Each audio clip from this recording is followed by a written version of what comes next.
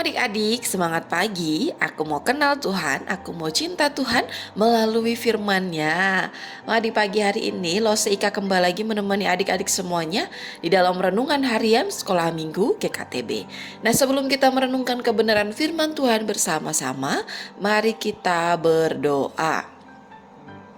Tuhan Yesus, terima kasih di pagi hari ini karena Tuhan Yesus memberikan kami kesempatan lagi untuk bangun, untuk kembali lagi melakukan aktivitas kami di sepanjang hari ini. Terlebih lagi kami juga bersyukur karena Tuhan memberikan kami semuanya kesempatan lagi untuk merenungkan kebenaran firman-Mu pada pagi hari ini. Kiranya Tuhan menolong setiap kami, menyertai, memimpin setiap kami, sehingga kami boleh mengerti, memahami, serta melakukannya di dalam kehidupan kami sepanjang hari ini. Dalam nama Tuhan Yesus Kristus kami sudah berdoa dan bersyukur. Haleluya. Amin. Nah, adik-adik, di pagi hari ini kita mau belajar bersama-sama di dalam kitab 2 Raja-Raja pasalnya yang ke-6 ayat yang ke-24 sampai dengan ayat yang ke-33. Lose harap adik-adik semuanya dapat membaca di dalam Alkitabnya masing-masing ya. Dan Lose Ika akan membacakannya untuk kita semuanya di dalam ayatnya yang ke-33. Demikianlah firman Tuhan. Lagi ia berbicara dengan mereka, datanglah raja mendapatkan dia. Berkatalah raja kepadanya, sesungguhnya malapetaka ini adalah daripada Tuhan. Mengapakah aku berharap kepada Tuhan lagi? Nah, adik-adik, pada pagi hari ini sebelum kita merenungkan kebenaran firman Tuhan, Lose Ika mau tanya dulu nih sama adik-adik semuanya. Kira-kira ketika adik-adik sedang mengalami kesusahan, penderitaan, kesulitan, apakah yang adik-adik lakukan? Contohnya saja nih ya, ketika adik-adik tidak naik kelas, atau tidak lulus, atau tidak masuk di sekolah yang sudah adik-adik impikan, atau nilai-nilai di sekolah adik-adik menjadi jelek, atau ketika adik-adik ini sedang sakit yang sudah lama sekali tidak sembuh-sembuh. Nah, atas kesulitan, kesusahan yang terjadi dalam kehidupan adik-adik, kira-kira apa yang adik-adik lakukan? Nah, pada pagi hari ini kita juga akan belajar bersama-sama tentang Raja Yoram. Ketika kesusahan, ketika penderitaan, ketika kesulitan, ada di tengah-tengah Raja Yoram beserta dengan bangsanya, apa yang dilakukan oleh Raja Yoram? Nah, pada waktu itu adik-adik, Raja Aram yaitu Ben-Hadad menghimpun seluruh tentaranya untuk mengepung Samaria. Oleh karena Samaria ini dikepung oleh Raja Aram, maka orang-orang yang berada di Samaria ini menderita kelaparan yang sangat hebat. Mereka menjadi kesusahan akan bahan makanan yang ada di negerinya. Oleh karena itu adik-adik ya, mereka ini menjadi orang-orang yang membeli makanan itu dengan harga yang sangat mahal. Bahkan bahan-bahan makanan yang sebenarnya kalau dalam keadaan yang biasa saja itu tidak berharga adik-adik, itu tidak ada harganya. Tetapi ketika itu karena kelaparan yang sangat hebat dijual dengan sangat-sangat mahal. Bahkan adik-adik ya, karena kesusahan bahan makanan, ada 2 orang ibu yang hendak membunuh dan memakan anaknya. Nah, salah satu dari orang ibu ini sudah memakan anaknya nih adik-adik ya, karena kesusahan bahan makanan pada waktu itu. Nah, karena ada terjadi sesuatu seperti itu, maka seorang ibu ini mengadu kepada Raja Yoram. Ia datang kepada Raja Yoram untuk memberitahu tentang apa yang terjadi dalam kehidupannya.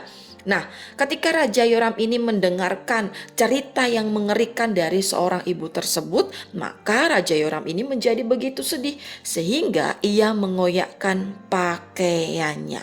Nah, selain daripada itu ya adik-adik ya, karena penderitaan yang dialami oleh Raja Yoram beserta bangsanya begitu hebat, sampai-sampai Raja Yoram ini bersumpah untuk membunuh Elisa. Nah, kenapa ia sampai bersumpah membunuh Elisa? Karena ia melihat bahwa Nabi Elisa ini adalah seorang nabi, seorang hamba Allah, seorang yang dipakai oleh Allah untuk melakukan mujizat. Tetapi ternyata Nabi Elisa ini tak diam saja ketika melihat kelaparan itu terjadi di bangsanya. Selain daripada itu adik-adik, Raja Yoram ini juga melampiaskan kemarahannya kepada Allah. Ia marah kepada Tuhan. Kenapa sih Tuhan? Saya ini sudah berharap kepada Tuhan, tetapi kok lama sekali Tuhan menjawab, Tuhan memulihkan keadaan bangsanya. Nah adik-adik, kita lihat sikap dari Raja Yoram ini. Ketika penderitaan, ketika kesusahan ini terjadi di tengah-tengah bangsanya, ia menyalahkan Tuhan, ia menyalahkan Elisa, ia menyalahkan orang lain. Ia tidak menyadari bahwa yang terjadi atas bangsanya itu sebenarnya adalah kesalahannya sendiri. Tuhan menghukum Raja Yoram beserta bangsanya karena mereka menyembah berhala. Nah adik-adik, melalui kisah ini kita dapat belajar bersama-sama ya, bahwa ketika penderitaan, ketika kesusahan, ketika kesulitan itu menimpa di dalam kehidupan kita, maka kita jangan sampai menyalahkan Tuhan, jangan sampai juga kita menyalahkan orang lain. Kita harus tetap percaya kepada Tuhan. Kita terus berpengharapan kepada Tuhan bahwa segala sesuatu yang terjadi di dalam kehidupan kita itu semua untuk kebaikan kita. Kalau kita baca di dalam kitab Ayub, di sana tertulis begini. Masakah kamu hanya menerima yang baik, tetapi yang tidak baik kamu tidak mau terima? Nah, di dalam kehidupan kita hari lepas hari, Losa harap kita semuanya menjadi anak-anak sekolah minggu, anak-anak yang sungguh-sungguh terus berharap, terus berpengharapan kepada Tuhan, dan terus meyakini bahwa segala sesuatu yang terjadi dalam kehidupan kita itu semuanya untuk kebaikan kita. Sekalipun keadaan itu adalah keadaan yang sulit, keadaan yang susah. Kiranya adik-adik semuanya dapat melakukan kebenaran firman Tuhan di dalam kehidupan kita sepanjang hari ini. Amin. Mari kita berdoa.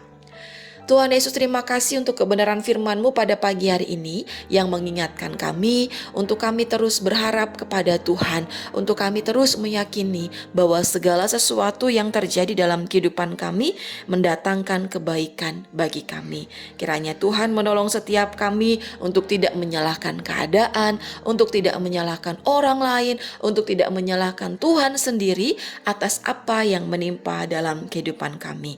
Dan kami juga berdoa menyerahkan untuk semua aktivitas kami, kegiatan kami yang kami akan kerjakan di sepanjang hari ini.